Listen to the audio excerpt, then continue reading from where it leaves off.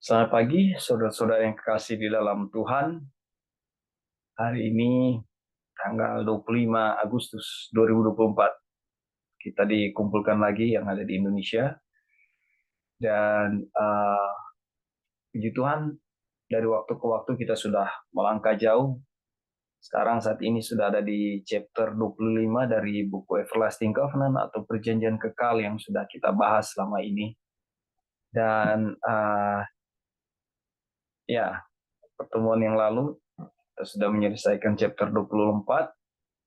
Sekarang kita masuk di the law not against the promise, hukum tidak melawan janji. Dan di Tuhan, di chapter 25 ini adalah chapter yang sebenarnya sudah pernah kita bahas di buku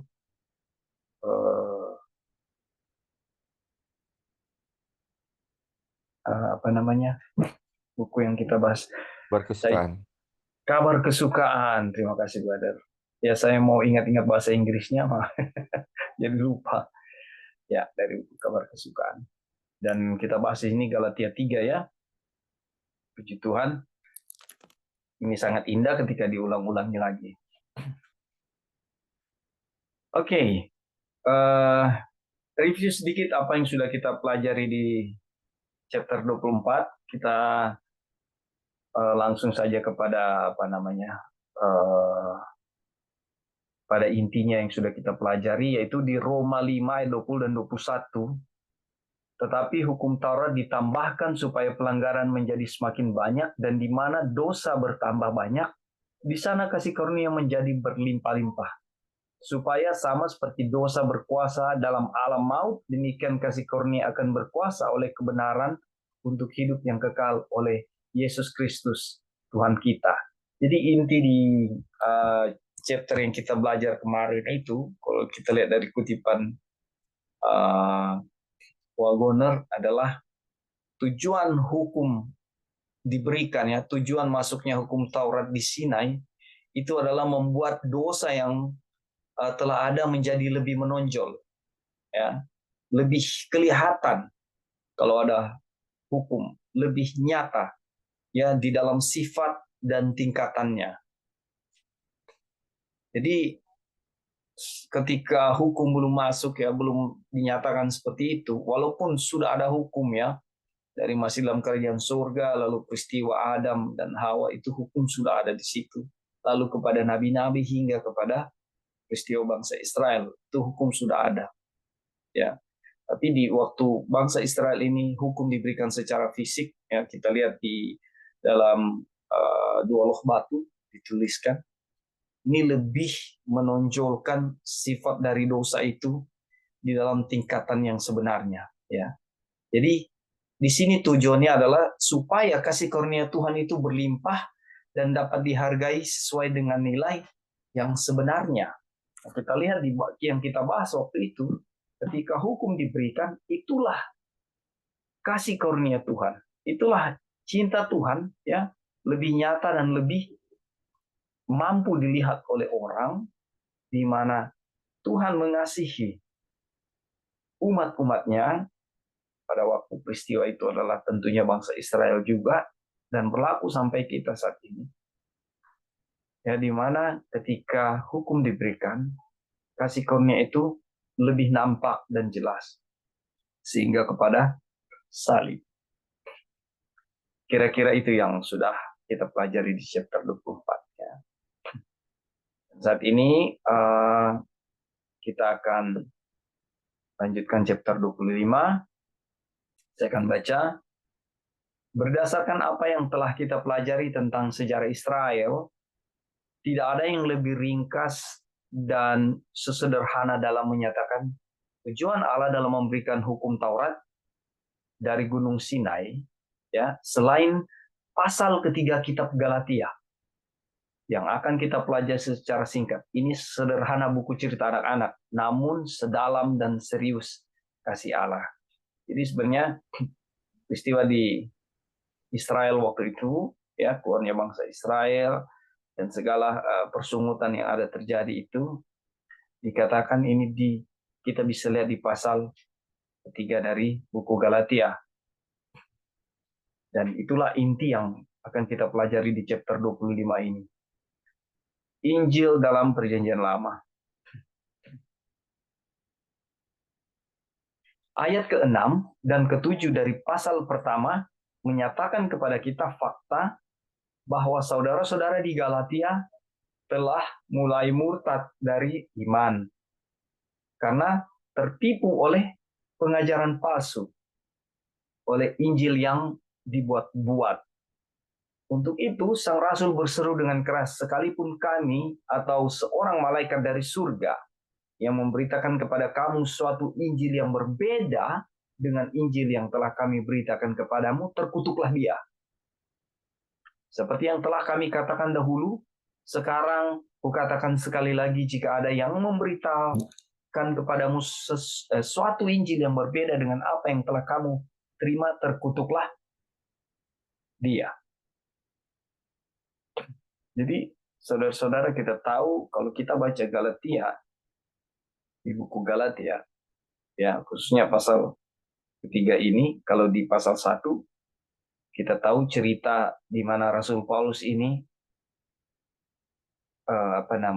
berjuang keras ya untuk sekali lagi mau menyatakan bagaimana jemaat Galatia yang sudah melihat Kristus secara langsung ya tersalib di depan biji mata mereka ya, bahkan kita tahu kalau sesuai buku Galatia itu mereka sudah mengalami mujizat-mujizat yang luar biasa bersama Tuhan ya, tetapi akhirnya mereka berbalik arah ya. Jadi kalau Rasul Paulus sendiri melihat kemurtatan mereka, itu menjadi suatu hal yang menggelitik hati sebagai seorang hamba Tuhan. Ketika mereka sama-sama belajar, mereka diajarkan, mereka melihat bagaimana Kristus yang sesungguhnya tersalib, dan mereka bahkan di pasal-pasal berikut menjelaskan bagaimana mereka terhubung dengan Tuhan, ya sangat indah. Tetapi ketika ada ajaran palsu datang, ya ada yang di sini disebut Injil palsu datang, mereka terpengaruh, mereka percaya Injil palsu itu. Dan memang kalau kita lihat Injil palsu yang sudah kita pelajari waktu itu adalah di mana guru-guru palsu ini mengajarkan bahwa kamu harus melakukan sunat, kamu harus disunat supaya kamu bisa menerima kehidupan kekal, supaya kamu bisa selamat, kamu harus disunat. Ya. Nah, ini akan kita pelajari lebih lanjut. Ini yang menjadi masalah, di mana sudah melihat kebenaran itu, ya tiba-tiba ada ajaran yang masuk, ya di sini disebut Injil palsu, ini orang-orang percaya. Itulah menjadi kegelisahan Rasul Paulus. Satu-satunya bagian dari kitab suci yang ditulis ketika Paulus berkhotbah adalah kitab-kitab yang biasa disebut Perjanjian Lama. Nah, ketika ia berkhotbah, ia membuka kitab suci itu dan bernalar dari kitab suci itu. Dan orang-orang tertarik di antara para pendengarnya menyelidiki kitab suci yang sama untuk mengetahui apakah yang ia khotbahkan itu benar. Ketika ia diadili atas tuduhan sesat dan penghasutan, dengan sungguh-sungguh ia menyatakan bahwa dalam seluruh pelayanannya ia telah mengatakan tidak lain daripada yang sebelumnya telah diberitakan oleh para nabi dan juga oleh Musa. Jadi ini patokan Rasul Paulus. Ya, dia hanya memberitakan Kristus ya dan salibnya. Oke, saudara-saudara, sebelum kita lanjut, ada yang mau tambahkan tentang Injil palsu atau nabi palsu ini, saudara-saudara? Guru-guru palsu yang mempengaruhi umat di Galatia.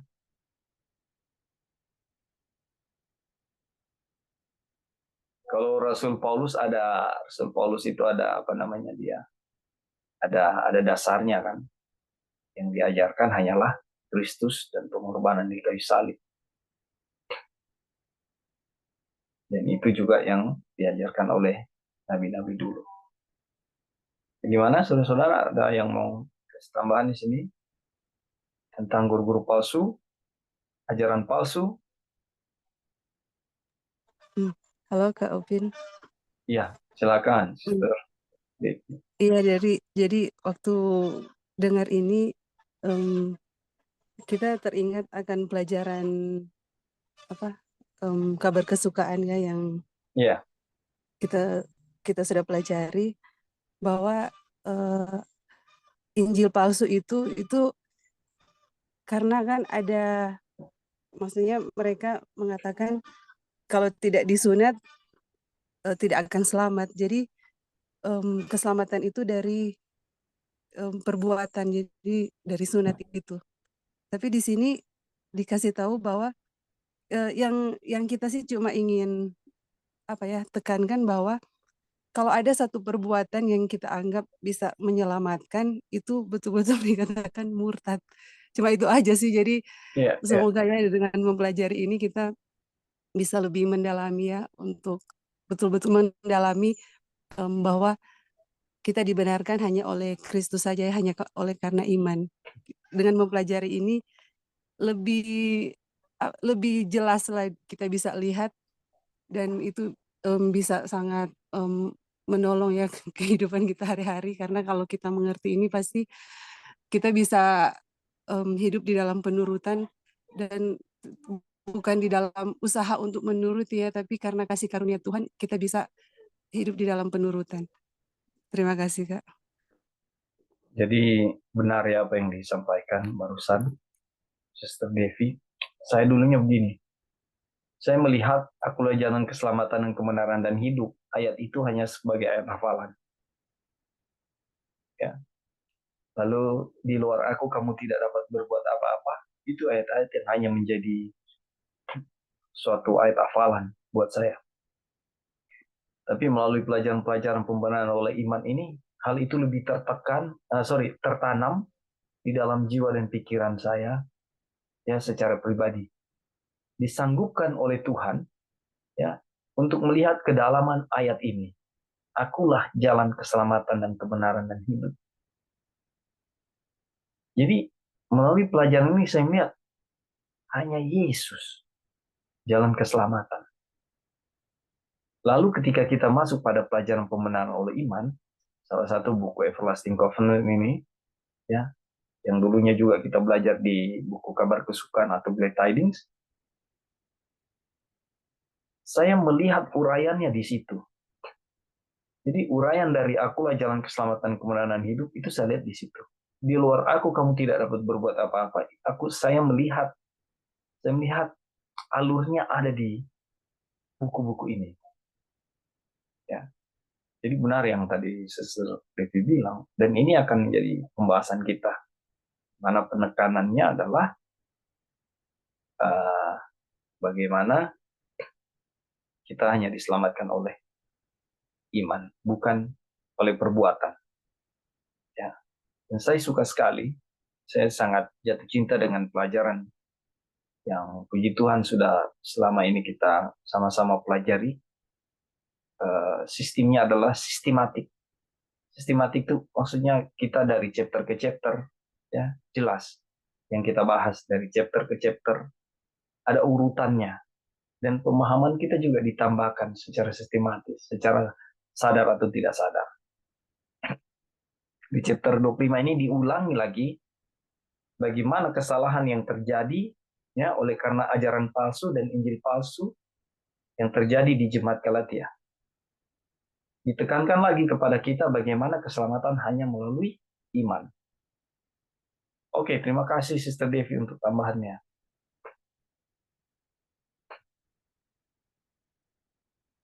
Kita lanjut kutipannya. Sekarang ketika kita membaca lagi kutukannya terhadap siapapun yang berani memberitakan Injil yang berbeda dengan apa yang telah ia beritakan, kita tahu bahwa jika ada orang yang memberitakan sesuatu yang berbeda dengan apa yang ada di dalam perjanjian lama, maka ia mendatangkan kutuk Allah ke atas dirinya sendiri. Ini adalah alasan kuat mengapa kita harus dengan setia mempelajari Musa dan para nabi. Ini kita lihat saudara betapa pentingnya perjanjian lama, ya, dan sering sekali eh, apa namanya, di dalam beberapa denominasi perjanjian lama ini hanya sebagai menjadi cerita dasar di mana permulaan bumi, pengalaman-pengalaman nabi-nabi, ya, itu hanya menjadi satu dasar pengetahuan. Tapi kalau di sini Wagoner mau tekankan kepada kita betapa pentingnya perjanjian lama ini kita pelajari. Ya, dasarnya itu tadi, ketika ada hal-hal yang coba kita dengar dari orang lain yang tidak sesuai dengan kebenaran Injil ini, ya, lalu kita pun menjadi bagian yang mengajarkan, ya, tentang perjanjian lama ini atau kebenaran Injil ini dengan cara yang berbeda atau cara yang lain atau hal-hal yang tentunya berbeda isinya, ini mendatangkan apa? Sebuah kutub. Jadi kita memang harus melihat bagaimana bangsa Israel ini bukan sekedar oh iya ini cerita cerita mujizat-mujizat Tuhan terjadi bagi bangsa Israel, ya, atau kita sekedar mempelajari apa namanya kebebalan bangsa Israel. Tidak seperti itu. Banyak sekali yang kita dapat sebenarnya dari apa yang sudah kita bahas ini. Puji Tuhan. Oke, ada tambahan sampai sini, terus saudara? Iya bro, Ya, silakan, brother. ya, ya tambahan tadi ya dari Mr. David juga tentang Injil palsu, tentang apa namanya sunat ini ya. Hmm. Di kita baca di sini bahwa yang Rasul Paulus dan orang-orang Galatia pelajari waktu itu adalah perjanjian lama karena waktu itu yang tersedia hanya perjanjian lama kan, perjanjian Ya, baru belum ada. Jadi di situ dibilang memang ada tertulis tentang pentingnya sunat itu kan. Dan di Keluaran 4 ayat 25 itu bagaimana Tuhan hampir bunuh Musa karena Musa tidak sunat anaknya. Jadi dari pengalaman itu kita bisa lihat bahwa ini penting sekali ini sunat ini dalam kehidupan perjanjian lama. ya, Iya, jadi eh, kalau sebagai orang Galatia ketika terima Injil bahwa sunat itu penting dan menyelamatkan dengan cerita yang mereka lihat dari Musa, itu sangat masuk akal ya. Jadi untuk gimana ya kalau kita mau lihat memang tertulis di Alkitab dan ketika ditambahkan sedikit itu menjadi suatu kayak suatu kebenaran ya. ya, Dan ini jadi pelajaran untuk kita sekarang juga. Injil palsu itu bukan sesuatu yang berasal dari luar Alkitab, tetapi dari Alkitab yang memang ditambahkan kalau kita memang tidak mengerti akan tertipu sama seperti orang Galatia. Padahal mereka dulu sebelumnya sudah mengerti sekali tentang keselamatan itu hanya dari Tuhan ya, dari Kristus. Tetapi ketika dikasih lihat ayat, dikasih ini, misalnya kalau kita dikasih kutipan ini, dikasih lihat ayat ini, dan dibilang kayak sepertinya masuk akal. Tetapi ya, ada prinsip keselamatan yang kita nggak mengerti, nggak paham, sehingga ketika datang Injil palsu itu kita menjadi percaya. Jadi ini jadi pelajaran untuk kita ya di akhir zaman ini akan banyak sekali Injil palsu yang akan kita terima, yang kita akan lihat. Dan itu semuanya berasal dari Alkitab Nubuat yang mungkin di luar dari ini ya, eh, berdasarkan pikiran mereka masing-masing. Jadi ini jadi pelajaran untuk kita semua ya. Itu aja mungkin bro. Terima kasih. baik, terima kasih, brother Lauri. Jadi jemaat Galatia ini ada dasar ketika mereka istilahnya berpaling, ya. Dan memang saudara-saudara, eh, ketika saudara-saudari disuguhkan ayat-ayat dan kutipan-kutipan, oh iya ini benar, kan akan seperti itu. Oh iya ini benar lah, ini kita belum tahu, ini yang sebenarnya akan jadi seperti itu, kan? Tapi ada prinsip di semua hal itu ada prinsip yang sangat mendasar yang kadang-kadang uh, apa namanya kita kita tidak mampu lihat oleh karena sangat excited dengan apa yang sudah kita lihat kayak oh ini baru sebenarnya ini yang benar, ya. Tapi prinsip-prinsip dasar yang seperti di luar aku kamu tidak dapat berbuat apa-apa, itu menjadi kabur. Harus sunat seperti yang tadi Brother Lauri sampaikan. Jadi kiranya biarlah Tuhan saja yang menjadi patokan kita. Dan saya sangat percaya sekali ketika kita terhubung dengan Tuhan, ya, akan selalu Roh Kudus mengingatkan kita, ya, ketika ini ada di jalan yang salah atau pemahaman yang tidak benar, kita akan dituntun. Kenapa kita dituntun? Oleh karena kita menyerahkan kehidupan kita, kita menyerahkan, ya, khusus juga ketika ada Bible study, ada hal yang kita tidak mengerti, kita serahkan kepada Tuhan. Tuhan tolong, saya belum paham hal ini.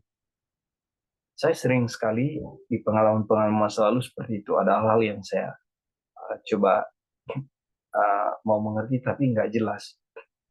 Kadang saya hubungi Brother Lauri, Sister Joy, kadang Brother Ebing, saya tanya. Tapi pada akhirnya Roh Kudus juga yang memberikan kekuatan untuk pemahaman itu. Jadi pengalaman-pengalaman ini membentuk saya untuk mengerti bahwa Tuhanlah sumber pengetahuan itu, ya, dan hanya dari Dia kita dapat pengertian. Terima kasih Brother Lauri tambahannya tadi. Jadi sebenarnya kebenaran dan kepalsuan itu tipisnya seperti rambut mungkin, ya. Halo, Ada yang lain? halo. Brother, silakan. Ya, salah satu bukti paling jelas adalah apa yang kemarin ada yang posting, Brother Dolphin ada batanya, ada konfirmasi. Masih ingat, Bro? Oh iya, ya. Di grup, ya. Iya, itu materinya diambil dari kutipan-kutipan. Iya, betul. Tapi yang luar biasanya itu mengarah ke Victor Tehotev. Siapa Elia itu? Iya. Jadi luar biasa, saudara-saudara. Dan mereka sendiri menulis ya satu buku yang justru melawan apa yang mereka nyatakan itu. Oh ya? Tahu, iya. Apakah mereka mengerti atau tidak? Tapi ada beberapa dari mereka, ketika ketemu, saya memberi buku mereka sendiri. Membuka kutipan, mereka bingung. Aduh. Jadi saya melihat, ya itulah bentuk apa ya, fanatisme, ya, yang tidak membuka pengertian terhadap Tuhan. Oke, Bro, mungkin itu saja. Terima kasih. Thank you, brother. Memang saudara-saudara, kalau bicara setipis rambut, ya, atau setipis kertas antara kebenaran dan palsuan itu sangat tanpa tuntunan Roh Kudus sangat sulit untuk melihat bahwa ini palsu. Ya, saya percaya sekali itu, saudara. Di apa yang dialami oleh jemaat Galatia itu juga yang sudah menjadi bagian kita, kan. Ada yang sudah mengalami, saya juga mengalaminya. Tapi oleh karena kasih kematian Kristus di kayu salib juga, ya, yang memberikan kesadaran dan pengertian yang lebih dalam untuk melihat lebih jauh bahwa Dia satu-satunya jalan keselamatan dan kebenaran. Ada banyak hal di masa yang lalu dalam kehidupan saya secara pribadi di mana menggantikan posisi Tuhan itu, ya. Saya gantikan dengan pemikiran saya, kepintaran saya, ya, guru spiritual saya, kelompok saya, ya. Itu saya gantikan memang peran yang Kristus harusnya jadi jalan keselamatan kebenaran. Dan ini pada akhirnya firman Tuhan yang menunjukkan adalah suatu kejijikan, ya, sangat memalukan sekali. Ayat andalan kita di Yesaya 66 ayat 6 itu bilang segala kebenaran kita adalah kain lara di hadapan Tuhan. Ya, itu yang jadi kekuatan juga buat saya. Terima kasih Brother Ebing untuk tambahannya. Kita lanjut ya. Kristus tersalib yang selalu hadir. Oleh karena itu, mengetahui bahwa Paulus selalu dan di mana-mana tidak memberitakan apapun selain Yesus Kristus dan Dia yang disalibkan, kita tidak heran jika ia berseru, "Hai orang-orang Galatia yang bodoh, siapakah yang telah memperdaya kamu sehingga kamu tidak taat kepada kebenaran yang di depan matamu telah dinyatakan dengan nyata? Bukankah Yesus Kristus yang disalibkan itu telah dilukiskan dengan terang di depanmu?" Saudara, kalau kita bicara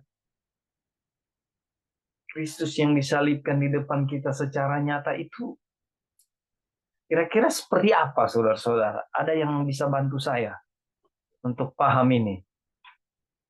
Ya, ini penting, saudara-saudara. Jadi waktu itu jemaat Galatia, mereka melalui pelajaran-pelajaran tentang Kristus, tentang pengorbanannya di kayu salib, ya, mereka ini disanggupkan melihat bahwa Kristus ini nyata loh, kematiannya di kayu salib itu di depan mata mereka. Mereka bisa melihat itu secara nyata. Dan oleh sebab itu di pasal berapa ya?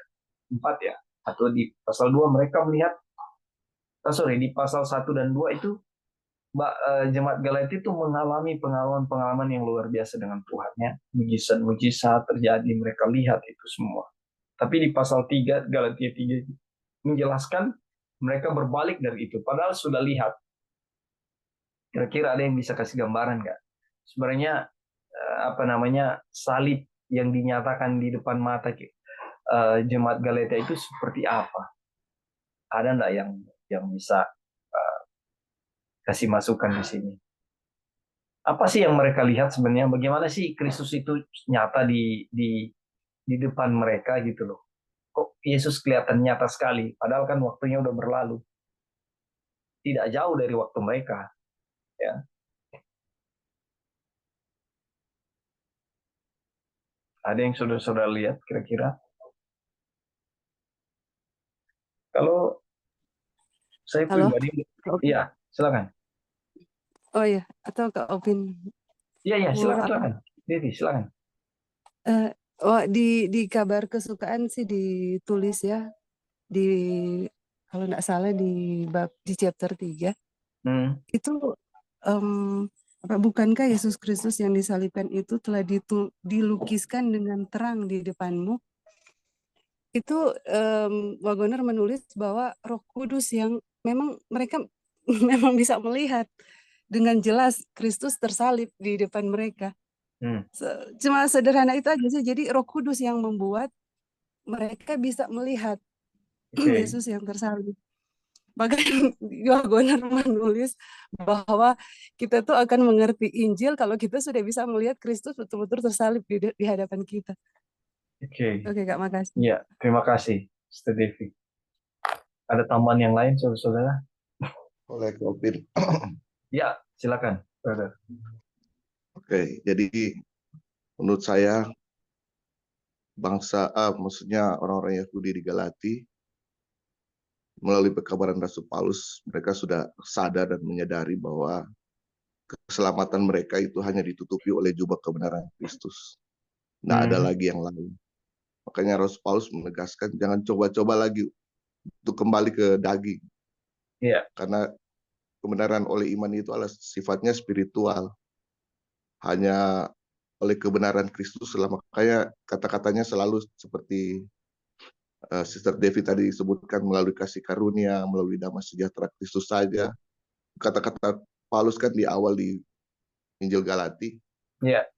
Jadi jangan campur adukan lagi dengan tradisi-tradisi yang hanya menyenangkan mereka punya kedagingan gitu.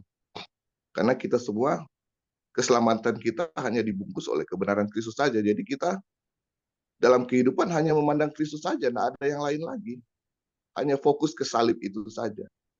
Tidak ada yang apa lagi yang kita memperbuat hanya oleh iman pada Kristus.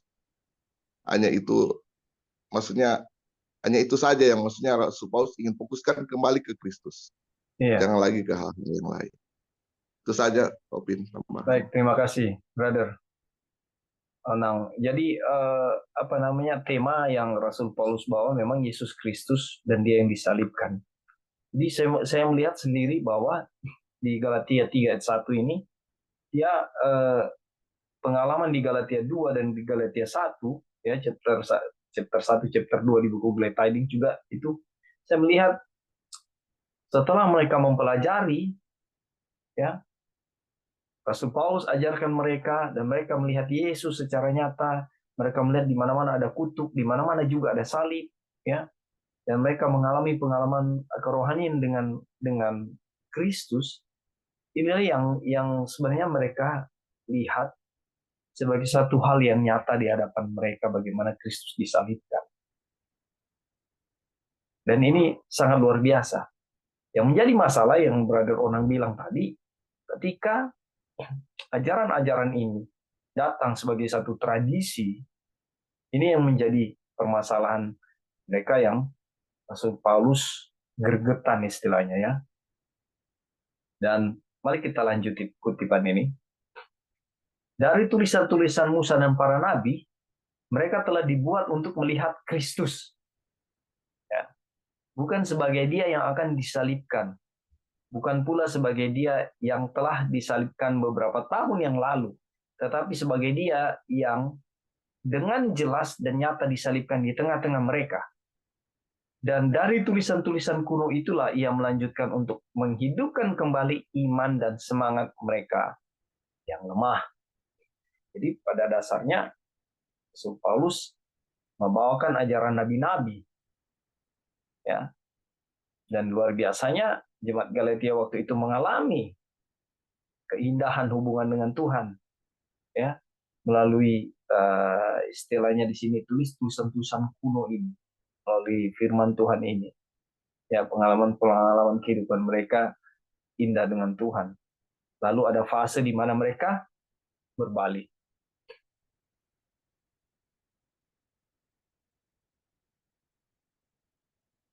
Pendengaran iman. Pertobatan mereka adalah pertobatan yang menyeluruh karena mereka telah menerima Roh dan telah menderita penganiayaan karena Kristus. Karena itu sang rasul bertanya, adakah kamu telah menerima Roh karena melakukan hukum Taurat atau karena percaya kepada pemberitaan Injil? Mendengar dengan iman. Saudara, kalau kita lihat di sini sekali lagi dijelaskan, mereka ini apa? Telah pertobatan mereka menyeluruh. Lalu mereka telah menerima Roh dan mereka telah menderita penganiayaan karena Kristus. Artinya pengalaman-pengalaman ini yang tadi saya uraikan juga di atas sudah mereka alami. Ya, dan semua itu dasar karena mereka menerima Roh, ya, percaya kepada pemberitaan Injil. Artinya apa? Mendengar dengan iman. Kita lihat terus, mereka telah mendengar perkataan hukum Taurat dan telah menerimanya dengan iman. Dan dengan demikian kebenaran hukum Taurat telah dikerjakan di dalam diri mereka oleh Roh. Ini sudah kejadian, saudara-saudara. Ini sudah dialami oleh jemaat Galatia. Inilah pekerjaan yang dikehendaki Allah, yaitu hendaklah kamu percaya kepada Dia yang telah diutus Allah. Yohanes 6 ayat 29. Sang rasul tidak merendahkan hukum Taurat, tetapi hanya menegur hubungan mereka yang telah berubah dengan hukum Taurat. Ya, jadi tidak ada hukum Taurat disepelekan di sini, ya. Karena penekanannya benar sebenarnya apa yang Rasul Paulus mau emphasize ke mereka. Jadi hanya menegur hubungan mereka yang telah berubah dengan hukum Taurat. Yang pertama percaya melalui iman, lalu kepada perbuatan. Ketika mereka mendengarnya dengan iman, mereka menerima Roh. Dan hal itu balik lagi, dan hal itu baik bagi mereka. Tetapi ketika mereka mulai mengandalkan daging untuk melakukan kebenaran hukum Taurat, mereka tidak lagi menaati kebenaran. tadi sudah disinggung oleh Brother Ronald. Ya. Kalau kita sebagai guru, ya misalnya di sekolah, kita mengajarkan ilmu-ilmu, terserah ilmu apalah, fisika, kimia, ya. Dan anak-anak ini dari kelas 1, kelas 2 sudah paham, sampai kelas 3 pertengahan. Di akhir ujung mereka akan segera lulus, ya, apa yang kita ajarkan itu jadi berubah pemahamannya. Secara manusia sebagai seorang guru akan dongkol. Ya. Tapi saya melihat lebih jauh lagi kepada Rasul Paulus. Dia mengajarkan kasih Kristus, kasih Allah. Hal yang sama juga yang dia terapkan bagi jemaat Galatia. Oleh sebab itu dia mau pemahaman yang sebelumnya yang mereka miliki, yaitu melalui iman, itu akan tetap jadi bagian jemaat Galatia. Ya. Oleh sebab itu dia melakukan istilahnya reteaching, kembali mengajarkan, kembali menekankan.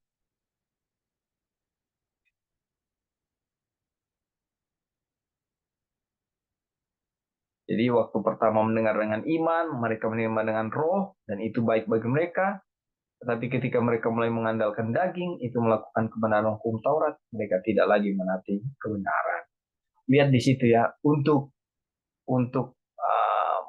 mohon maaf ya, untuk beberapa hal, atau ketika kita belum pernah dituntun kepada pelajaran ini, ya, kita akan melihat, masa sih menurut hukum itu adalah dalam tanda petik adalah suatu kesalahan? Bukankah kita harus menurut hukum? Ya. Lalu kenapa Rasul Paulus sepertinya di kutipan ini kita lihat kayak bilang, kalau kamu menurut hukum, kalau kamu melakukan hukum Taurat, kamu tidak menaati kebenaran. Seperti itu kan terlihat. Saudara-saudara, dasarnya kita sudah pelajari ya, bahwa di mana jemaat Galatia itu mereka diajarkan, dan mereka melihat bahwa keselamatan hanya melalui iman. Ya, dan hanya melalui iman saja. Bukan di dalam hal menuruti ya hukum Taurat. Nah, jelas digambarkan di sana ketika apakah penurutan pada hukum Taurat itu bertentangan dengan penerimaan dengan iman akan kebenaran. Ya, tentunya tidak. Kita tahu di ayat Yakobus bilang ya, iman tanpa perbuatan adalah sia-sia. Ya. Terlihat dengan Rasul Paulus yang menekankan iman, dan Yakobus yang sepertinya menekankan perbuatan. Ini adalah terlihat kontroversi ya, terlihat bertentangan. Tapi sebenarnya justru ketika Rasul Paulus menjelaskan iman, ya, keselamatan hanya melalui iman, otomatis perbuatan untuk menurut hukum itu akan terjadi. Dan kita paham di sini dari dasar pembenaran oleh iman bahwa penurutan akan hukum Taurat itu bukan kita yang melakukan untuk menurut, bukan kita yang berusaha untuk menurut, atau bukan kita yang berusaha untuk melakukan hukum Taurat, tetapi Kristus yang ada di dalam kita yang melakukannya. Ya. Ayatnya jelas, di luar aku kamu tidak dapat berbuat apa-apa. Sekali lagi saya ulangi. Inilah dasar dari kenapa Rasul Paulus bilang ketika penurutan hukum yang kita lakukan itu, ketika kita melakukan kebenaran hukum Taurat, itu adalah tidak menaati kebenaran. Oke, di sini ada masukan saudara-saudara tambahan.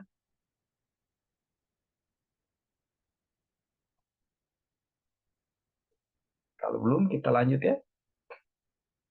Sekali lagi sang Rasul bertanya, jadi bagaimana sekarang? Apakah ia yang menganugerahkan roh kepada kamu dengan berlimpah-limpah dan yang melakukan mujizat di antara kamu, berbuat demikian karena kamu melakukan hukum Taurat atau karena kamu percaya kepada pemberitaan Injil?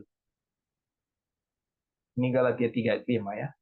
Nah, ini adalah sebuah pertanyaan yang mengakui, tetapi dengan jawaban yang jelas bahwa hal itu dilakukan melalui pendengaran iman. Secara itu jugalah Abraham percaya kepada Allah, maka Allah memperhitungkan hal itu kepadanya sebagai kebenaran. Galatia 3:6 ya. Mereka seperti Abraham telah dibenarkan, dijadikan benar oleh iman, bukan oleh perbuatan. Ini yang terjadi di jemaat Galatia. Mereka dibenarkan seperti Abraham. Ya. Oleh karena apa? Oleh karena iman. Bukan karena penurutan kepada hukum Taurat atau oleh perbuatan. Oke, indah sekali ya pelajaran ini, puji Tuhan. Ada tambahan di sini, saudara-saudara? Silakan.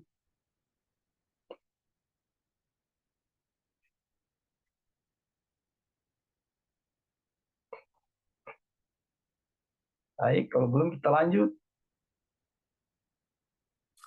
Iman berarti ketaatan kepada hukum. Sebelum kita melangkah lebih jauh, mari kita bahas beberapa definisi. Dosa adalah pelanggaran hukum Taurat, dan semua ketidakbenaran, kejahatan adalah dosa. Ya, itu paten ya, jelas seperti itu. Oleh karena itu, dapat disimpulkan bahwa semua ketidakbenaran adalah pelanggaran hukum. Dan sama jelasnya bahwa semua kebenaran adalah ketaatan kepada hukum. Itu pasti ya. Nah, jadi ketika kita membaca bahwa Abraham percaya kepada Allah dan hal itu diperhitungkan kepadanya sebagai kebenaran, kita dapat mengetahui bahwa imannya diperhitungkan kepadanya sebagai ketaatan kepada hukum Taurat. Ini yang saya sudah uraikan tadi di atas. Ya, coba saudara lihat ya, dari iman. Ya. Jadi Abraham diperhitungkan ya kepadanya sebagai ketaatan kepada hukum Taurat. Lihat otomatis. Ya, ketika beriman, urutan hukum itu mengikuti.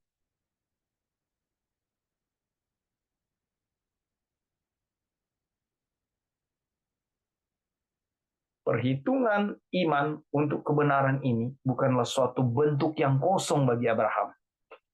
Demikian juga bagi saudara dan saya. Ingat bahwa perhitungan itu dilakukan oleh Tuhan yang tidak dapat berbohong, namun yang mengatakan sesuatu yang tidak seperti yang dipikirkan, dengan kuasa yang dengannya dia membuat orang mati menjadi hidup. Iman, saudara. Ya, bertahun-tahun kita belajar hal ini. Ya, sampai saat ini pun jujur secara manusia, ya, kami pribadi masih dibentuk terus oleh Tuhan untuk bagaimana iman dalam porsi pengetahuan yang benar tentang iman, lalu di dalam pengalaman yang benar tentang iman.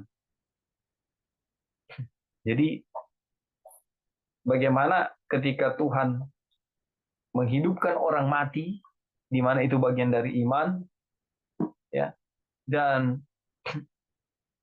perhitungan iman untuk kebenaran ini bukan suatu bentuk yang omong kosong bagi Abraham, karena dia melihat kebenaran ini. Oleh sebab itu, Abraham sebenarnya memiliki kebenaran. Ya, iman bekerja. Inilah pekerjaan yang dikehendaki Allah, yaitu hendaklah kamu percaya kepada Dia yang telah diutus Allah.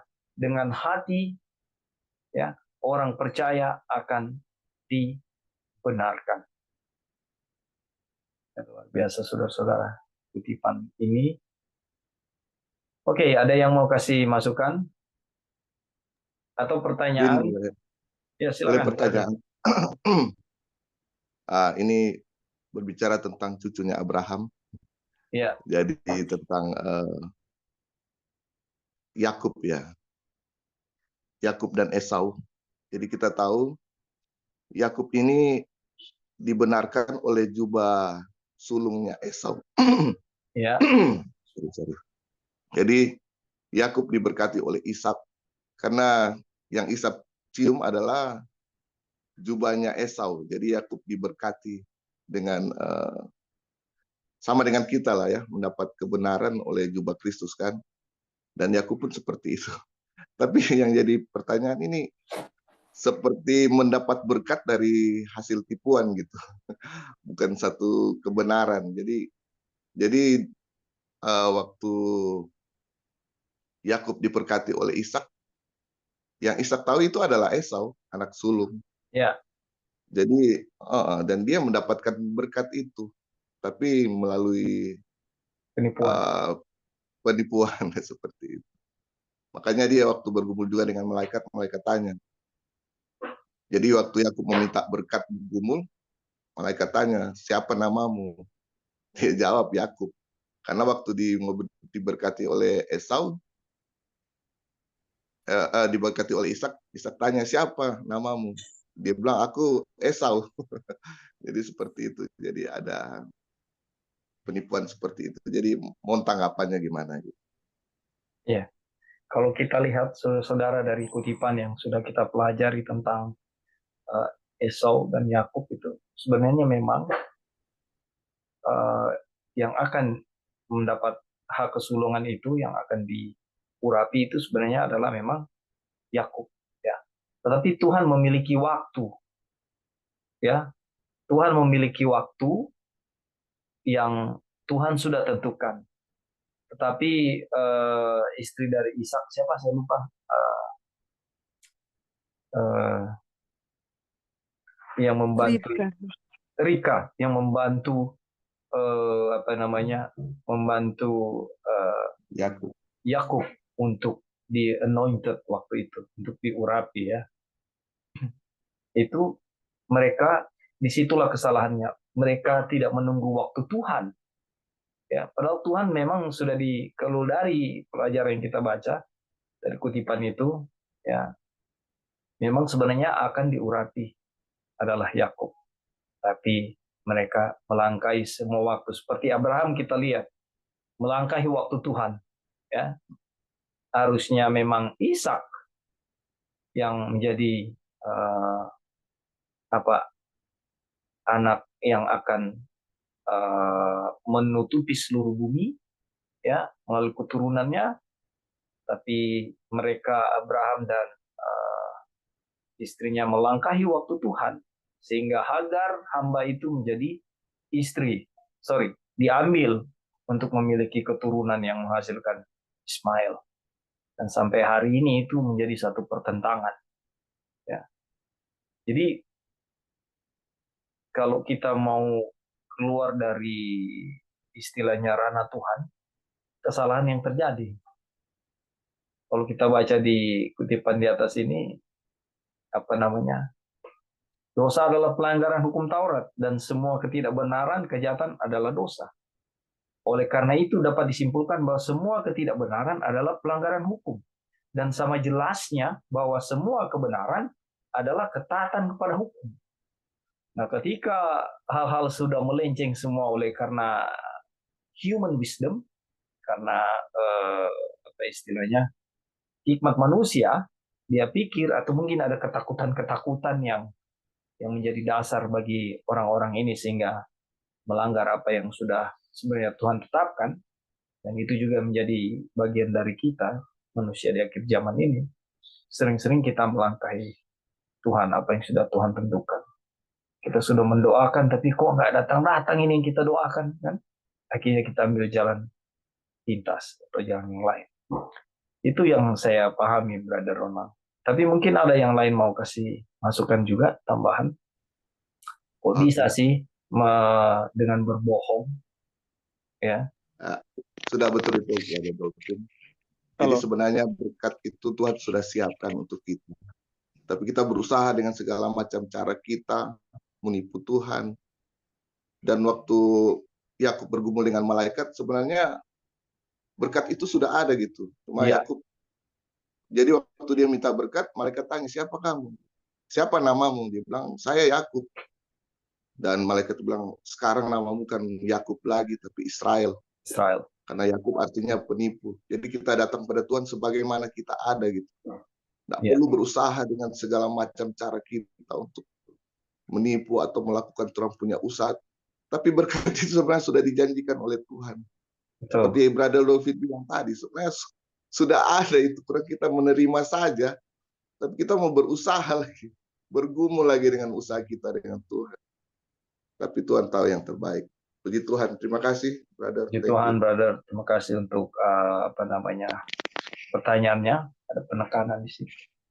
Oke, ada yang lain? Halo. Ya, silakan brother Ibing. Ya, terima kasih untuk kesempatan. Jadi pertanyaannya bagus.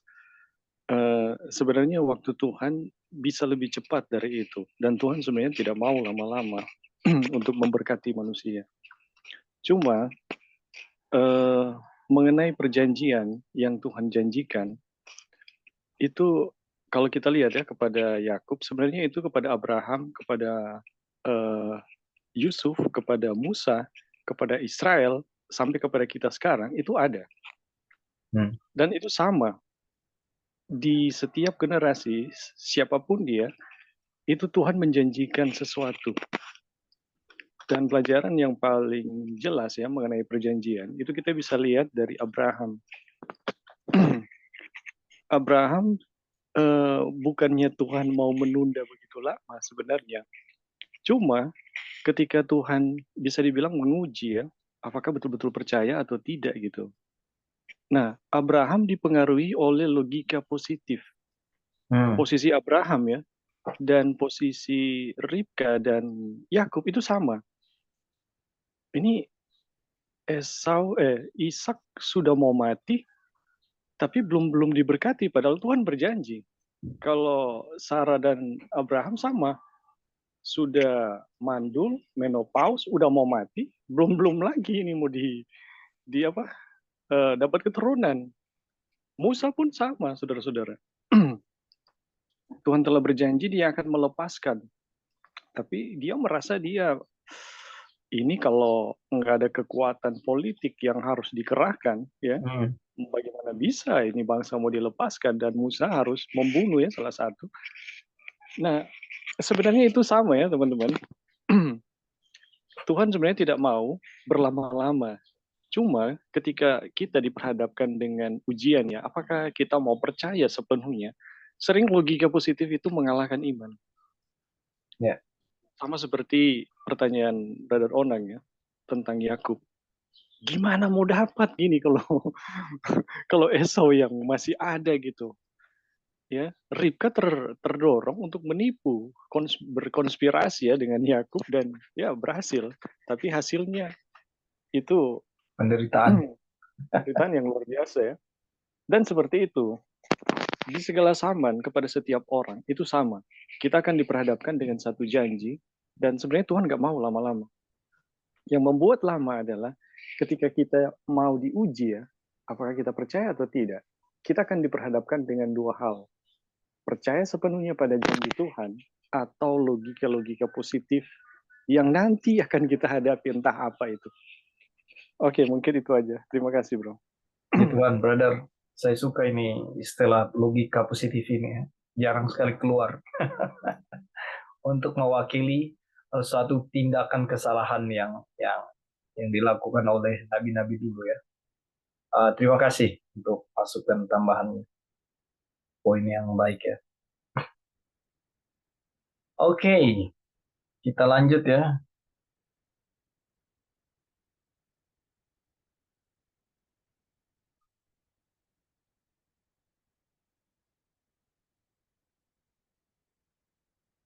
Penyimpangan kecil ini akan menolong kita untuk mengingat bahwa dalam pasal di hadapan kita tidak ada penghinaan terhadap hukum Taurat. Tetapi kebenaran yang merupakan buah dari iman selalu merupakan ketaatan kepada hukum Taurat. Jelas ya, Rasul Paulus penekanannya jelas. Ya.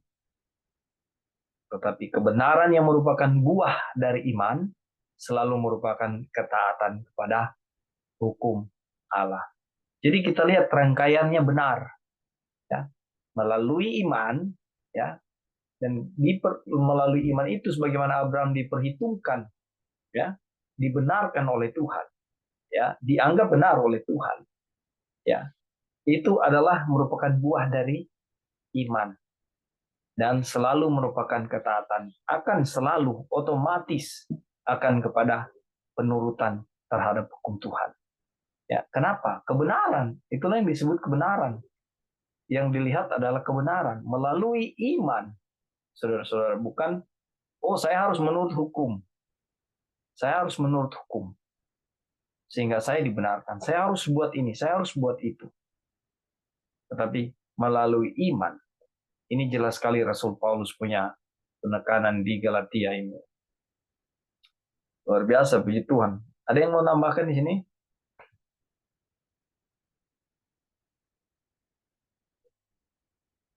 Kalau belum, kita lanjut. Bapa orang beriman. Abraham adalah bapa semua orang yang percaya.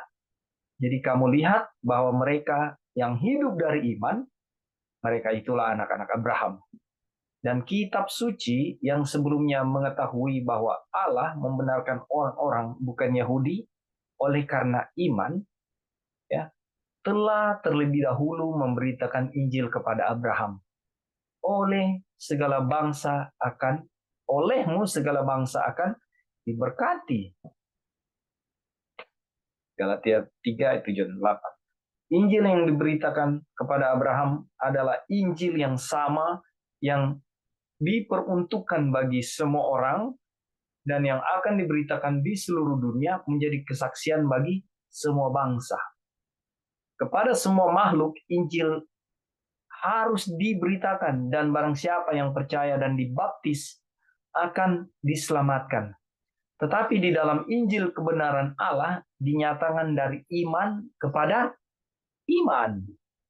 Injil diberitakan untuk ketaatan iman. Ketaatan membawa berkat karena ada tertulis berbahagialah orang yang melakukan perintah-perintahnya. Jadi mereka yang hidup dari iman, merekalah yang diberkati bersama-sama dengan Abraham yang beriman itu. Ayat 9. Kita lihat rangkaiannya ya. Sebenarnya kalau diperhatikan baik-baik, ini sangat indah dan inilah kebenarannya. Mulai dari kepada iman dasarnya, lalu kepada penurutan akan hukum Tuhan itu terjadi secara otomatis. Dan oleh proses inilah yang disebut apa? Abraham dibenarkan. Jadi sebenarnya tidak ada ketakutan sebagai seorang Abraham untuk menjadi seorang yang apa istilahnya penurut hukum. Ya, alurnya benar. Ya, menjadi kesaksian kepada kita. Apa yang terjadi kepada Abraham? Alurnya benar. Ya, mulai kepada iman, ya, dia dibenarkan sehingga buah-buah kehidupan yang keluar adalah penurutan kepada hukum Taurat. Dan itu indah, saudara-saudara. Oke, ada yang mau kasih tambahan di sini? Bantahan, pertanyaan mungkin, atau penekanan? Halo. Silakan, Brother Ebing. Ya. Jadi sebenarnya sederhana ya teman-teman. Kalau kita memahami bahwa yang membuat kita menurut itu karena percaya pada perjanjian. Dan perjanjian itu unik untuk masing-masing orang ya. Sama seperti Abraham. Abraham perjanjiannya keturunan kan. Keturunan dan tanah. Ya. Kalau kepada Ishak, Ribka, dan Yakub, itu Yakub yang mau jadi yang diberkati gitu. Kalau kepada Yusuf, dia yang akan menjadi kepala. Kalau kepada Musa, dia yang akan memimpin bangsa Israel keluar. Dan seterusnya, dan seterusnya. Sampai kepada kita saat ini, sama. Kita pun punya perjanjian ya, punya perjanjian yang dipegang oleh orang-orang di akhir zaman. Nah, ketika orang-orang ini lari dari perjanjian, ini tidak mungkin ya mau digenapi. Bagaimana bisa ya kita mau misalnya hidup saleh dan tak berdosa di akhir zaman. Ini agak susah gitu. ini sebenarnya kita udah masuk dalam logika positif. Dan pasti itu hasilnya ketidaktaatan. Tapi kalau kita percaya dengan perjanjian Tuhan, berpegang pada apa yang Tuhan telah janjikan ya secara pribadi, ini harus dipelajari ya masing-masing ya terhadap Tuhan. Kita punya perjanjian secara pribadi. Kalau ini dipegang, disitulah ketaatan itu terjadi. Tapi sepositif apapun ya teman-teman, ketika kita keluar dari perjanjian, ya sudah pasti kita melanggar ya.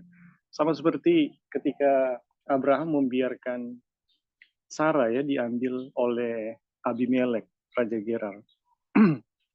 Itu Abraham bisa dibilang hampir tidak melakukan kesalahan apa-apa di situ. Toh Sarah sudah tua, nggak ada gunanya lagi gitu. Dan itu pun memang adiknya gitu. Itu tipis sekali loh, tipis sekali. Tapi Tuhan telah menentukan waktu bagi Sarah untuk lahir. Tapi Abraham tidak percaya dengan apa yang Tuhan janjikan. Sehingga tindakan untuk membiarkan Sarah diambil oleh Raja Gerar itu terjadi. Nah, saudara-saudara, masing-masing kita punya perjanjian yang unik yang teman-teman perlu pelajari ya secara pribadi. Dan itu harus dipegang.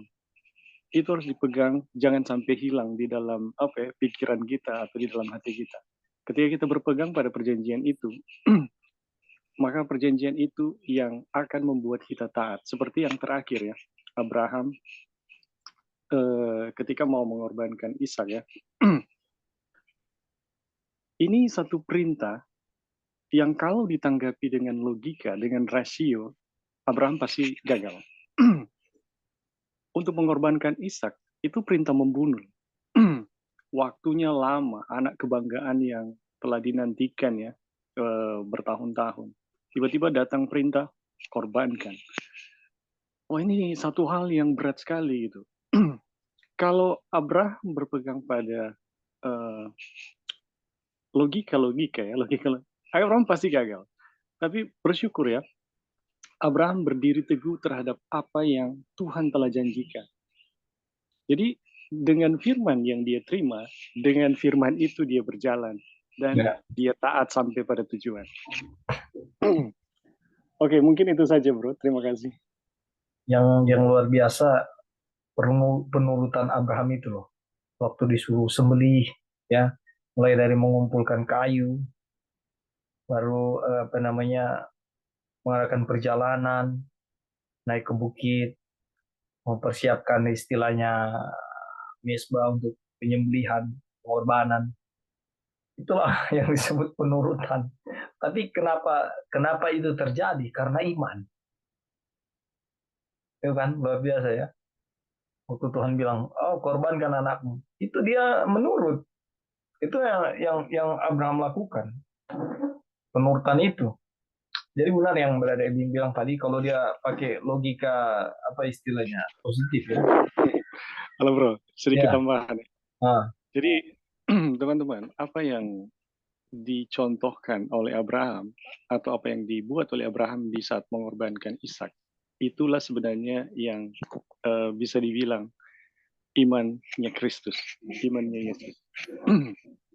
Dan itu yang kalau di nubuatan Wahyu 14, siapa yang memelihara hukum Allah, yaitu mereka umat terakhir ya, yang memelihara hukum-hukum Allah dan iman Yesus. Jadi iman Yesus ini, iman yang seperti dicontohkan Abraham, itulah yang membuat hukum itu bisa dijaga, bisa dipenuhi. Tanpa iman itu nggak akan pernah bisa, saudara-saudara. Dan itu sama persis ya dengan apa yang Yesus hadapi ketika menghadapi salib ya, dari Getsemani sampai salib. Yesus pun berhasil karena dia berpegang teguh pada janji bahwa dia akan bangkit pada hari ketiga. Sebenarnya akan gagal kalau Yesus tidak berpegang juga pada janji Bapa. Tapi apa yang Yesus buat itu sama persis dengan apa yang Abraham buat. Dan sudah pasti ya untuk mereka yang di akhir itu pun harus seperti itu. Untuk menjadi pemelihara hukum-hukum Tuhan. Oke bro, itu saja. Terima kasih. Luar biasa ya, puji Tuhan. Kita lihat keindahan firman Tuhan ya. apa namanya, kita yang ada di akhir zaman ini juga memiliki pattern atau pola yang sama sebagaimana Abraham datang kepada Yesus Kristus, dan pada akhirnya kita juga. Jadi iman yang mereka miliki adalah iman yang harus kita juga miliki. Percontohan yang baik yang sudah terjadi, keteladanan yang sudah diberikan akan menjadi pegangan kita juga, sehingga janji boleh kita terima. Di Tuhan. Thank you, brother, untuk emphasize-nya, untuk apa penekanannya di situ ya. Oke, kita lihat pada kutukan hukum. Karena semua orang yang hidup dari pekerjaan hukum Taurat berada di bawah kutuk. Ya. Sebab ada tertulis, terkutuklah orang yang tidak setia melakukan segala sesuatu yang tertulis di dalam kitab hukum Taurat. Galatia 3 ayat 10 ya. Terkutuklah orang yang tidak setia melakukan segala sesuatu yang tertulis dalam hukum Taurat. Kalau kita lihat sekilas, sepertinya ada pertentangan. Kenapa? Orang yang hidup dari pekerjaan hukum Taurat berada di bawah kutuk. Dasarnya Galatia 3 ayat 10. Kita lihat lanjut ya. Hukum bukan kutukan. Pembacaan yang ceroboh terhadap ayat ini, atau mungkin bagian pertamanya saja, telah membuat beberapa orang percaya bahwa hukum Taurat itu sendiri dan ketaatan kepada hukum Taurat adalah sebuah kutukan. Tadi di atas sudah diuraikan juga ya, tapi ini kembali di-emphasize di sini. Tetapi pembacaan yang cermat, jadi ada dua hal, pembacaan yang ceroboh dan pembacaan yang cermat. Pembacaan yang cermat terhadap bagian terakhir dari ayat itu menunjukkan bahwa pemikiran seperti itu adalah kesalahan besar. Salah kalau kita memikirkan bahwa hukum itu adalah kutukan.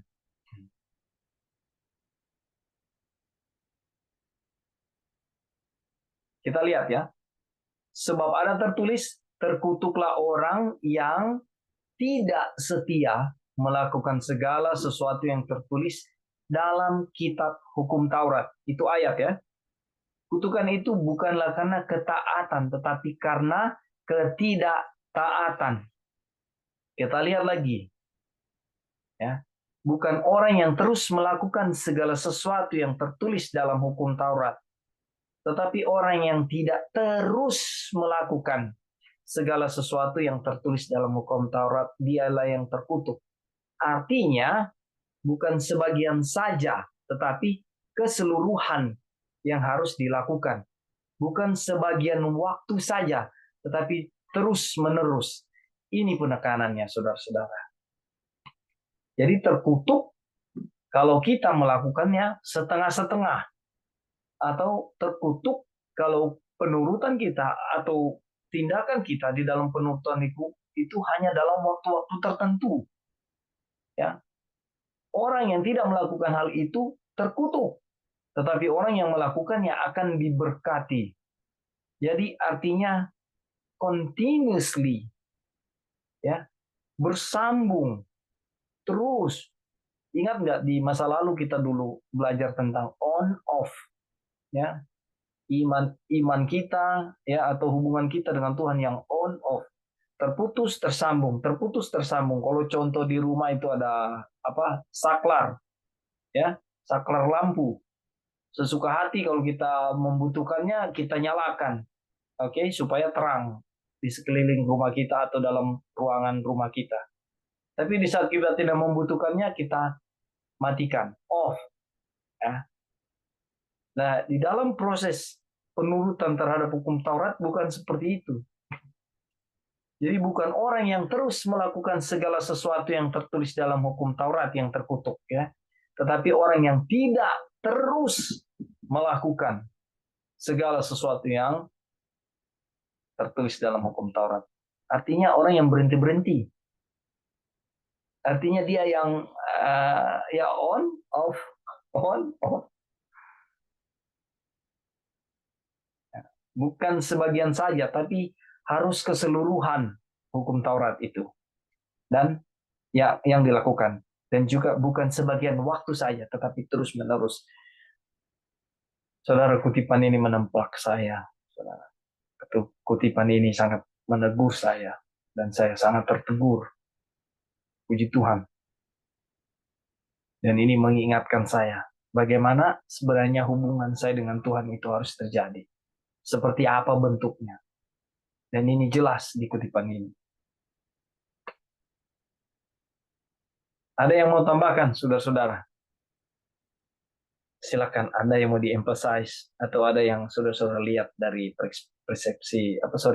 perspektif yang lain tentang kutuk atau bukan.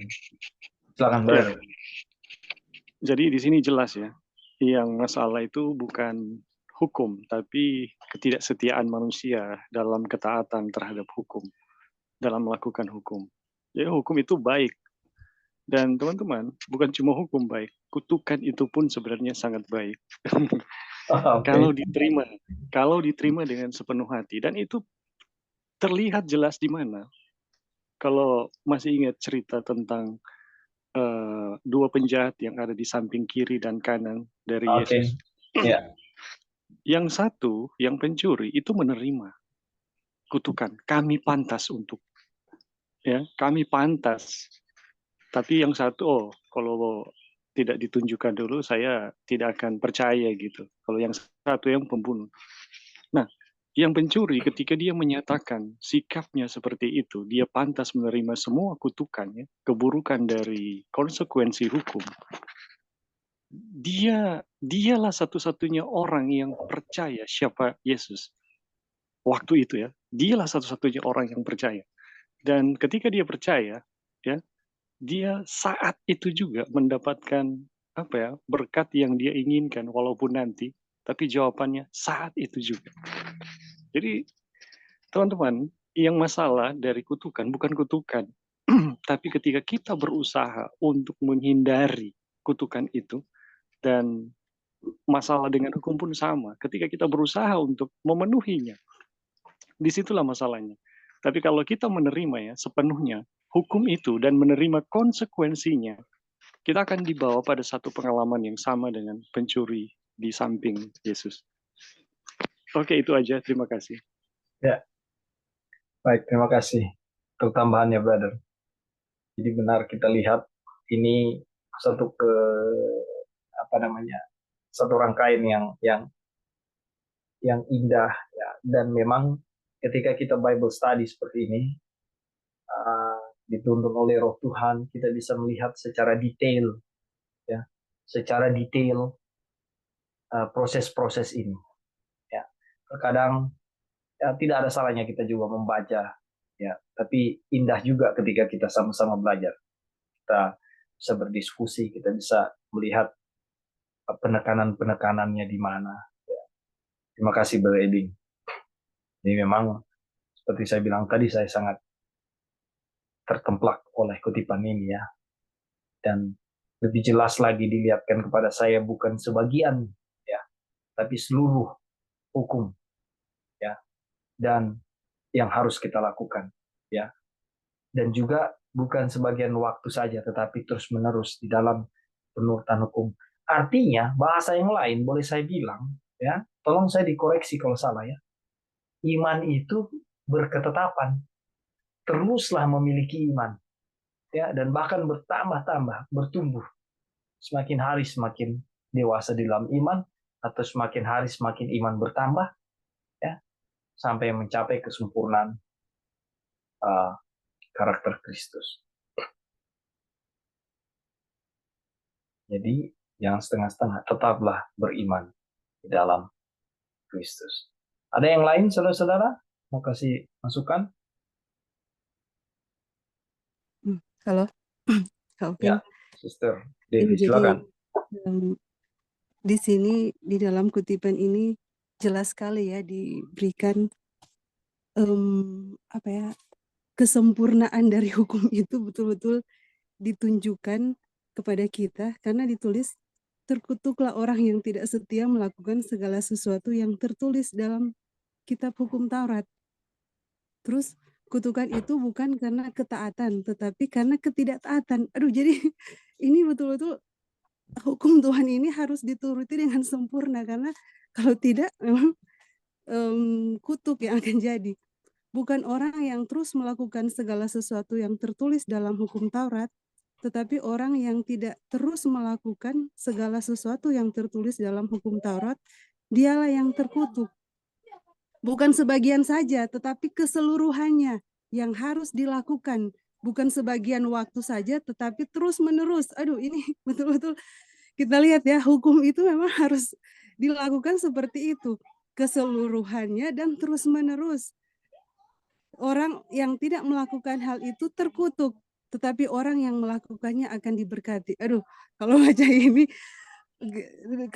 ini, ya, saya sendiri, aduh memang nggak mampu lah untuk melakukan hukum ini. Ini dia menyatakan betul-betul di dalam kesempurnaannya harus seluruhnya dan terus-menerus melakukan hukum Taurat. Jadi dari sini saya menyadari bahwa memang aduh saya tidak mampu dan saya sangat membutuhkan Yesus. Kita harus hanya bisa melakukannya ini dengan iman. Saya mau berusaha pun bagaimanapun, yang jadi pasti tidak akan sampai kepada penurutan ini, karena ini terlalu sempurna. Dan hukum ini dikatakan kudus, benar, dan baik. Jadi memang kita harus berada di dalam keadaan yang menurut kepada hukum. Karena sedikit pun satu titik pun hukum yang kita lalaikan itu maut, itu kematian akan membunuh kita. Jadi dari sini ya kita mempelajari sekali lagi diulang bahwa memang cuma Yesus yang bisa menyelamatkan kita. Hukum ini tidak akan bisa menjadi jalan keselamatan atau membenarkan kita. Karena hukum ini akan mengutuk kita, akan membunuh kita, membawa kematian. Tapi syukur kepada Tuhan, dengan ini kita akan seperti waktu lalu ya, diulang lagi bahwa akan menghargai kematian Kristus. Dengan demikian, dengan hanya oleh iman kita bisa berada pada penurutan akan hukum-hukum Tuhan. Terima kasih. Baik, terima kasih Devi sudah di-emphasize lagi ya, saudara-saudara. Sekali lagi ditekankan ketika kita bicara tentang melakukan hukum atau penurutan hukum, ya kita lihat rangkaiannya ya. Jadi jelas sudah tadi juga Sister Devi jelaskan bahwa tuntutan hukum ini tinggi. Siapa di antara kita yang ikut Bible Study ini bisa menuruti bisa mencapai kesempurnaan penurutan hukum yang sesungguhnya? Ya. Kalau dia tulis di situ, misalnya ya, jangan berdusta. Apa saudara sanggup jangan berdusta dari sekarang sampai saudara tutup mata nanti? Ada yang bisa nggak?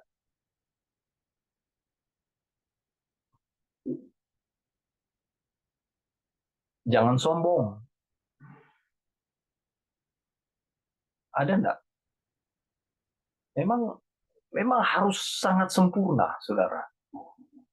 Kita berusaha untuk tidak berdusta. Kita berusaha untuk jangan berdusta karena kita tahu itu pelanggaran terhadap hukum Tuhan. Ya, 1 minggu, 2 minggu berhasil. Minggu ketiga, sengaja tidak sengaja. Mungkin bukan dusta secara frontal yang kita sampaikan. Tapi ada trik-trik di dalam pikiran kita yang sebenarnya itu dinilai sebenarnya adalah sebuah dusta. Ini menggambarkan bahwa ketidaksanggupan kita dalam penurutan hukum. Nggak bisa, tuntutan hukum sangat tinggi. Tadi Sister Devi sudah jelaskan, terima kasih untuk penekanannya di situ. Oleh sebab itu, penurutan yang sempurna ini tidak bisa kita lakukan, kita membutuhkan juru selamat. Itulah yang dibahas di chapter-chapter sebelumnya. Kebebasan, kemerdekaan kita. Ya, diberikan oleh siapa? Juru selamat kita itu. Bebas di dalam penurutan. Ya. Artinya kaki kita tidak tersandung. Kita bisa menurut dengan sempurna. Siapa yang menolong kita? Ke saudara yang melakukannya, ke saudara yang melakukan penurutan itu. Makanya ayatnya jelas, akulah jalan keselamatan dan kebenaran dan hidup. Nggak ada yang sampai kepada Bapa kalau tidak melalui aku. Yesus satu-satunya juru selamat. Yesus satu-satunya yang kita butuhkan. Yesus satu-satunya yang sanggup menolong kita di dalam penurutan hukum. Di dalam kesempurnaan penurutan hukum. Saudara dan saya nggak bisa. Itu terbukti dari pengalaman kehidupan kita masing-masing. Silakan direnung-renungkan dan dipikirkan. Kilas balik kepada kehidupan kita. Bagaimana pertolongan Tuhan, bagaimana kita berusaha sempurna, bagaimana kita berusaha untuk menjadi suci, untuk benar di hadapan Tuhan. Dulu kita bahas Tuhan nggak bisa disogok. Tuhan nggak bisa disogok untuk supaya kita benar di hadapan Tuhan dengan cara-cara kita. Ya, kita semua di Roma bilang apa? Sudah berdosa. Tidak ada satupun yang benar. Sudah kehilangan kemuliaan.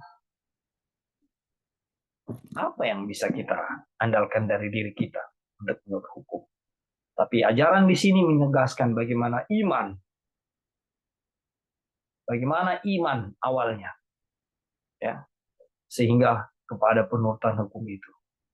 Ketika kita beriman, buah-buah kebenaran itu menjadi bagian kita, ya, dan otomatis itu satu buah-buah yang indah yang bisa dinikmati. Yohanes 15 bilang, ya, ranting-ranting akulah pokok anggur yang benar.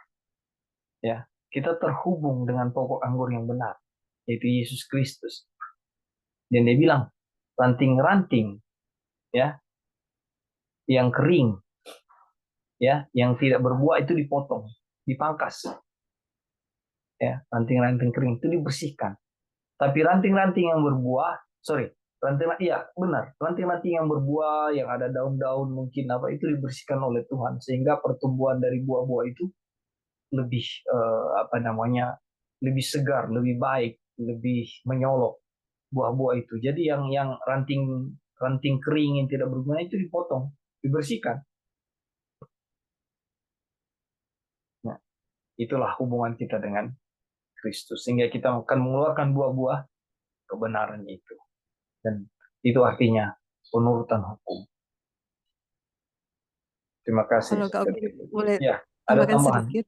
Silakan. Ya, coba sedikit ya Kak mengenai hukum Silakan. Tuhan ini. Jadi sebenarnya kalau kita belajar ya lebih dalam akan hukum Tuhan ini, akan 10 hukum, kita tuh akan bukan akan membenci hukum, tapi akan sangat mencintai hukum ini, akan jatuh cinta dengan hukum Tuhan ini. Karena kalau kita kembali ya pelajaran yang chapter sebelumnya, kita melihat Tuhan memberikan hukum ini di dalam kedahsyatannya yang hebat, di mana kalau ada yang dekat di situ akan mati.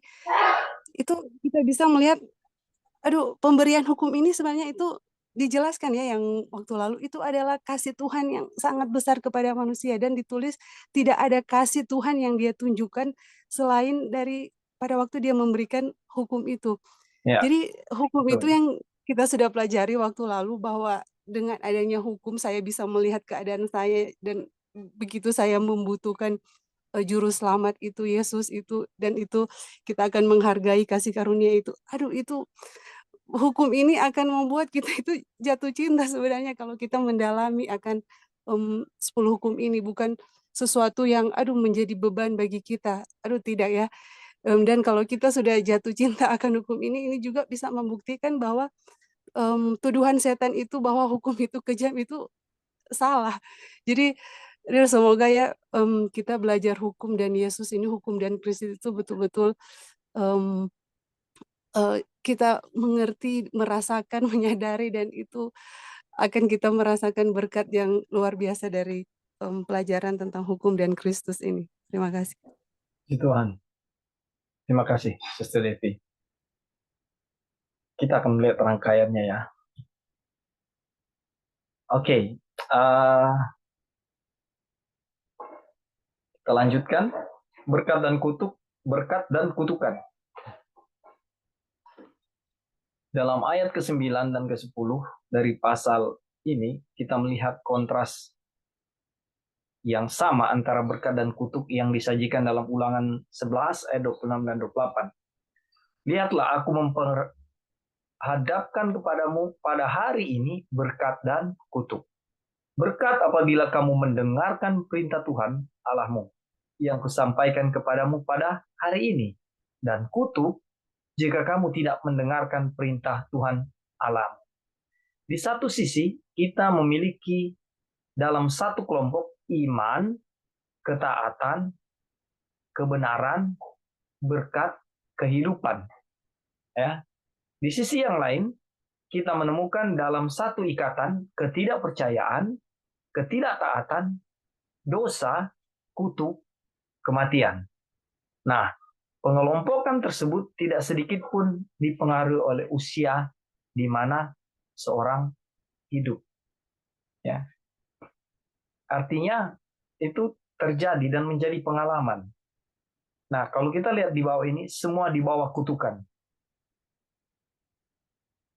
Dan bahwa tidak ada orang yang dibenarkan di hadapan Allah karena melakukan hukum Taurat adalah jelas.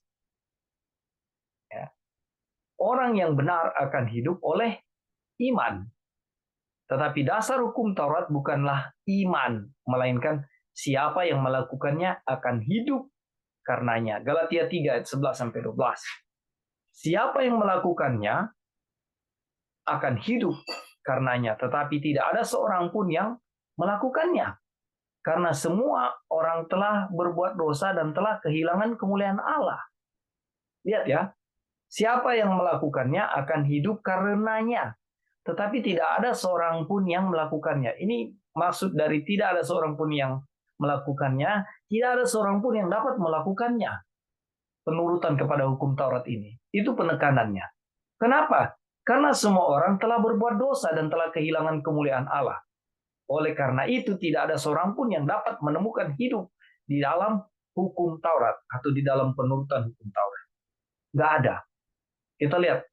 Demikian perintah yang seharusnya membawa kepada hidup, ternyata bagiku justru membawa kepada kematian. Roma 7 ayat 10. Nah, lihat ini ya penekanan di sini. Demikianlah barang siapa yang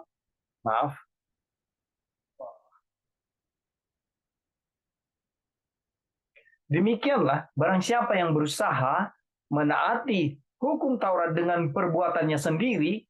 Bahasa lain, kalau saudara berusaha untuk menuruti hukum Taurat dengan pemikiran Anda sendiri, dengan usaha-usaha sendiri, ya, dengan pemahaman Anda sendiri, saudara berada di bawah kutuk. Saya berada di bawah kutuk. Dan ini lagi penekanannya. Dan menetapkan hukum Taurat di hadapan orang-orang yang tidak menerima dengan iman, itu sama saja dengan pelayanan maut bagi mereka. Ya, di bahasa Inggris, and so it is that whoever attempt to keep the law by his own works is under the curse. And di yang birunya, to set the law before people who do not receive it in faith. Ya, itu sama saja dengan pelayanan bagi maut atau kematian. Dan menetapkan hukum Taurat di hadapan orang-orang yang tidak menerimanya dengan iman. Itu suatu pekerjaan yang apa? Membawa maut atau suatu pelayanan kepada maut. Kutukan hukum Taurat adalah kematian yang ditimpakan kepada para pelanggarnya. Jadi saudara-saudara, kita nggak bisa mengemphasize orang tentang bagaimana iman ini, ya, lalu datang kepada penurutan hukum Taurat, ya, kepada orang-orang yang tidak menerimanya dengan iman. Susah, kita mau kasih pelajaran tentang pembenaran oleh iman, ya, tapi kita nggak bisa terima bahwa kita harus melakukan sesuatu untuk dibenarkan. Harus ada bagian kita yang kita lakukan. Kutipan ini jelas, saudara. Demikianlah perintah yang seharusnya membawa kepada hidup, ternyata bagiku justru membawa kepada kematian. Roma 7 ayat 10. Oke, tambahan atau masukan dari saudara-saudara, silakan. Ada yang saudara lihat? Ini kutipan kita terakhir ya. Sebelum kita tutup. Sebelumnya saya mau baca lagi ya. Demikianlah barang siapa yang berusaha menaati hukum Taurat dengan perbuatannya sendiri, ia berada di bawah kutuk. Dan menetapkan hukum Taurat di hadapan orang-orang yang tidak menerimanya dengan iman, itu sama saja dengan pelayanan maut bagi mereka. Saya melihat bahwa kalau orang nggak mau percaya, ya itu pilihan dia. Dan kita juga tidak bisa menetapkan hukum itu di hadapan orang-orang yang tidak percaya. Karena kembali lagi kena dihukumnya. Kembali lagi terjadi, itu jadi satu pelanggaran. Dan itu adalah kutukan. Oke, ada saudara-saudara mau kasih tambahan di apa yang sudah kita baca ini? Sebelum kita tutup. Jadi ingat ya, saudara-saudara, ketika kita berusaha menaati hukum Taurat dengan perbuatan kita sendiri, atau bahasa lain kita menyogok Tuhan supaya terlihat benar di hadapan Tuhan, ya, atau supaya kita terlihat baik di hadapan Tuhan, sebenarnya kita sudah berada di bawah kutuk.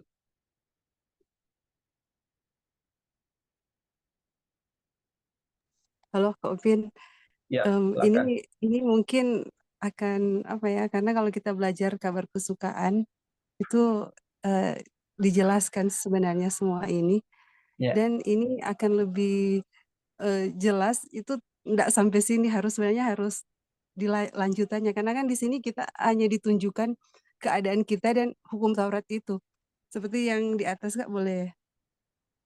Dan ini memang harus, kalau kita yang sudah mengikuti ini harus ikut sampai selesai, karena nggak bisa itu sampai sini, karena di sini dibilang tuh apa yang di Yang atas ini oleh kan lagi ya. yang dari Nah, awal tadi dibacakan. ini ya. Berkat dan kutuk. Oh iya, ini ya dalam ayat ya, tadi maksudnya siapa yang menuruti hukum dia akan hidup oleh hukum, itu apa ya tadi? Yang mana ya? Ini ya. Ini. Oh Yang bukan yang terus yang di melakukan. sini mungkin yang berkat dan kutuk. Oh terus ke bawah Kak. Ini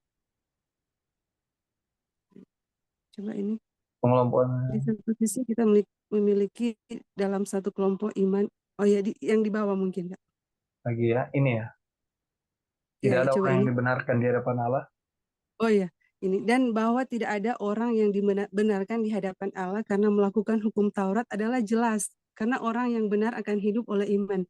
Tetapi dasar hukum Taurat bukanlah iman, melainkan siapa yang melakukan akan hidup karenanya.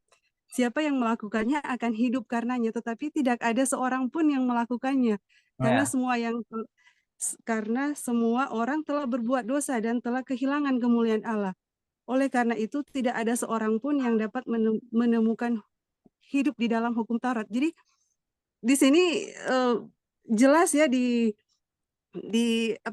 diberitahukan kepada kita bahwa tetapi dasar hukum Taurat bukanlah iman, melainkan siapa yang melakukannya akan hidup karenanya. Jadi siapa yang melakukan hukum Taurat akan hidup karenanya. Masalahnya semua manusia ini, semua kita kan tidak Tidak ada yang bisa, melakukan. Tidak ada yang tidak bisa. ada yang melakukan. Jadi apa dong? Maksudnya terus bagaimana dan itu kita harus pelajari mungkin di bawah ya yang akan kita pelajari, karena Yesus sudah melakukan itu semua kan untuk kita. Kalau kita mungkin kalau kita belajar di kabar kesukaan. Jadi di Ya. sini sih cuma mau menyatakan kalau mau belajar cuma sampai di kutipan ini bahwa memang apa tadi lupa lagi, bahwa kita apa Kak? Ya yang tadi lah Ini. yang saya sudah katakan. Jadi yang kita yang mempelajari ini jangan cuma sampai sini, kita harus mungkin harus belajar yang di bawahnya. Pasti Pak Gonor menjelaskan, karena kita semua memang tidak bisa melakukan hukum Taurat, dan itu Yesus yang sudah lakukan untuk kita. Ya. Baik Kak, terima kasih. Jadi bukan sebagian saja, tetapi keseluruhannya belajarnya. Maksudnya kalau Iya, iya. kita belajar cuma sampai di kutipan Betul. ini, kita nggak bisa dapat Betul.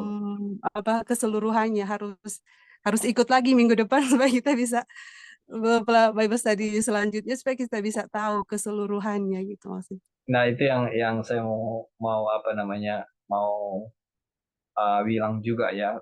Terima kasih Sister Devi sudah menekankan kita Bible study sampai di kutipan terakhir ini, halaman 7 ya. Jadi sebenarnya yang kita bahas adalah hukum tidak melawan janji. Ini judul dari chapter 25 yang sudah kita barusan uraikan. Jadi benar apa yang Sister Devi bilang, nanti kita akan melihat kelanjutannya dan kita akan nanti diumumkan hari apa kita lanjut chapter 25 ini. Jadi puji Tuhan kita melihat sesuatu yang ditekankan lagi di sini, bahwa bagaimana keselamatan hanya melalui iman, dan bahkan penurutan hukum yang tidak dapat dilakukan oleh siapapun karena sudah berdosa, karena orang-orang sudah jatuh dalam dosa. Jadi hanya melalui pertolongan Yesus Kristus saja. Dialah juru selamat kita yang menuntun kita, yang menolong kita untuk bagaimana penurutan hukum ini bisa menjadi bagian kita, saudara. Tidak ada jalan lain. Tidak ada jalan lain. Kita tidak bisa diselamatkan dengan tidak menurut hukum. Tidak ada cerita itu, saudara. Satu-satunya jalan keselamatan kita itu adalah melalui Yesus Kristus. Sehingga apa yang dituntut oleh hukum itu bisa terjadi. Makanya buatlah Yesus Kristus sebagai Tuhan kita, sebagai juru selamat kita, di dalam kehidupan kita sehari-hari, di dalam segala kelemahan-kelemahan kita masih ada di dalam kelemahan-kelemahan dosa. Dan itu benar apa yang kita bilang, semua sudah berdosa, telah kehilangan kemuliaan Tuhan. Jadi jangan kita gantikan Yesus Kristus itu dengan apapun. Ya. Ya, biarlah Yesus Kristus menjadi pedoman kita. Kita tahu kita sama-sama masih di dalam pergumulan untuk bagaimana bisa kita menjadi orang-orang yang dengan iman, ya, menjadi orang-orang yang bisa menuruti atau menjalankan tuntutan hukum.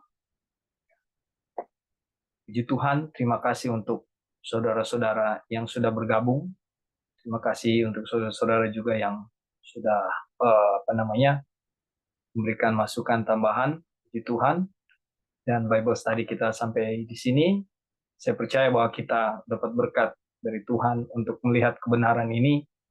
Dan dialah Tuhan satu-satunya bagi kita yang akan menuntun kita dari waktu ke waktu untuk tetap berdiri teguh, memiliki iman yang bertumbuh, dan nama dialah yang selalu kita muliakan. Saya bawa dalam nama Tuhan kita Yesus Kristus.